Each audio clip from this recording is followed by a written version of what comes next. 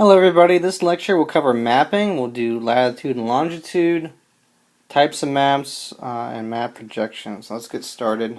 Please remember to take notes as you go along. You can pause, come back, and repeat the video as much as you need to.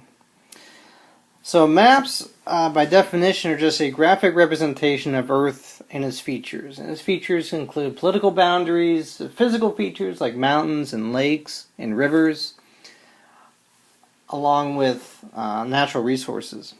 It's important to note that a map is a representation of the Earth in terms of a model. We're taking a globe, a round object, and trying to put the face of it on a two-dimensional surface. So models and maps cannot show every single detail.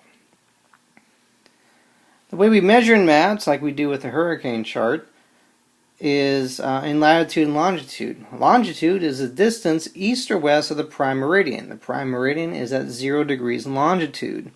We are in the western hemisphere, so our longitude lines that run, remember they run they run north and south. They're measured east and west.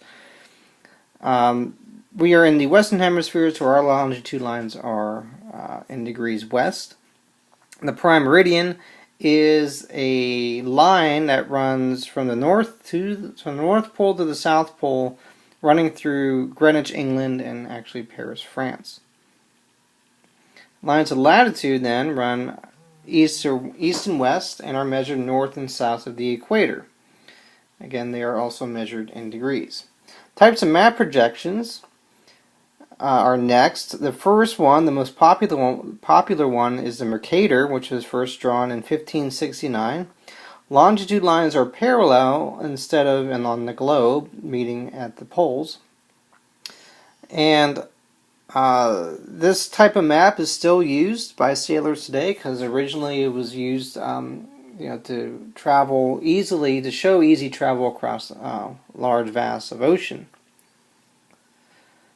There's a conic map, and if you imagine that, just take you wrap a cone around a globe and you flatten it out.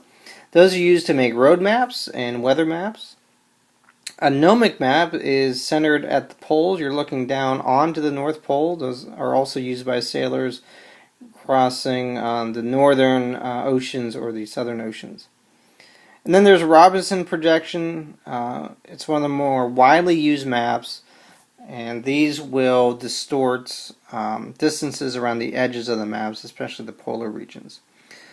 This is an example of a Robinson projection. Notice Antarctica down on the bottom is incredibly large compared to the rest of the world. This is a Mercator projection. Mercator projection also is distorted. Greenland, for example, on this map looks huge, about the size of Africa, when in fact it is a lot smaller. Same thing with Antarctica. Alaska also looks a lot bigger than it actually is on a Mercator projection. This is a gnomic projection.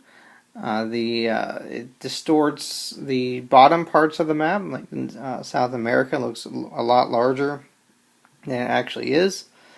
And finally, this is a gnomic projection with the North Pole at the center of the map.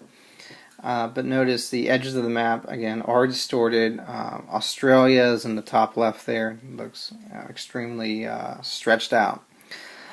So that's it for mapping. We'll do a lot more in class. So make sure you understand what latitude, longitude is and types of maps. And if you have any questions, let me know.